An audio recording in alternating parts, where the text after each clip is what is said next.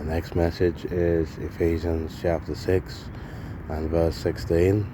We're almost through the Christian warfare in Ephesians chapter 6, and we got to verse 16. In addition to all this, take up the shield of faith, with which you can extinguish all the flaming arrows of the evil one. Again, we're reminded in this verse that we have a real enemy, and sometimes he can focus on us especially, because this verse speaks about extinguishing all the flaming arrows of the evil one. And no doubt included in this is doubt and discouragement, disillusionment, and false accusation. There's some of the flaming arrows or fiery darts of the evil one that we all experience as Christians. But this is a very challenging passage, all of these different parts of the armor.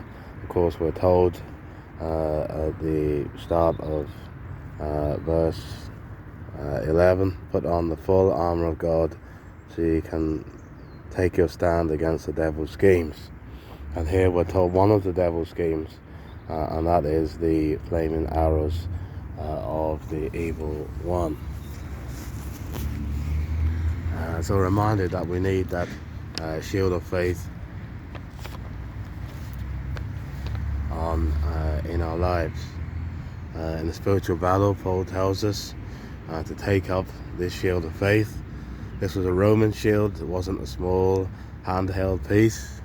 It was the large, strong, and often soaked in water shield, and that was to put out the flaming arrows that were fired against it.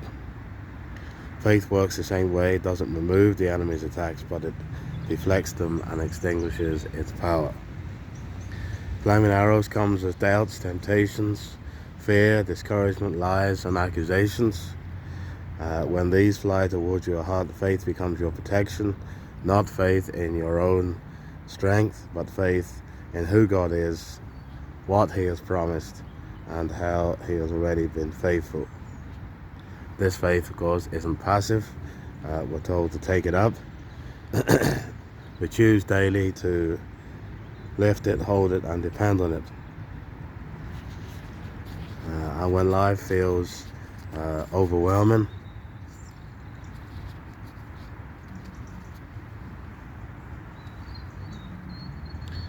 faith is not pretending everything is fine. It's believing God is still who He says He is, even when circumstances seem to challenge that truth.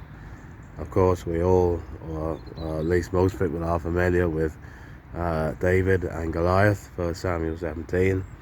David stood before a giant warrior with nothing but a sling and a faith in God.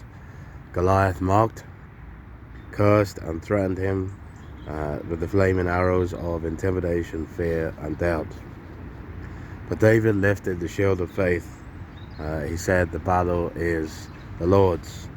Of course, he said, I come to you in the name of the Lord God of Israel. His faith extinguished fear.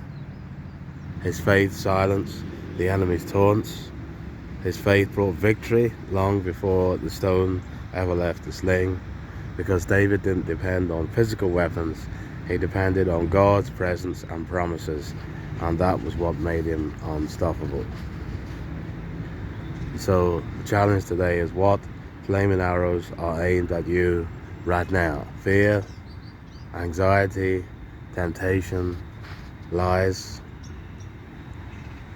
What would it take, what would it look like to take up the shield of faith today?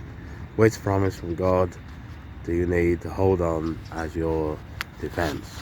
And it's a reminder, isn't it, that daily, as we start each day, we need to take up the shield of faith. Hebrews chapter 11 verse 6 says, without faith it's impossible to please Him. He that comes to God must believe that He is, and a rewarder of those diligently seek Him. And so we need to have faith amongst the struggle. The shield of faith must be on to quench the fiery darts of the evil one. Thank you for listening.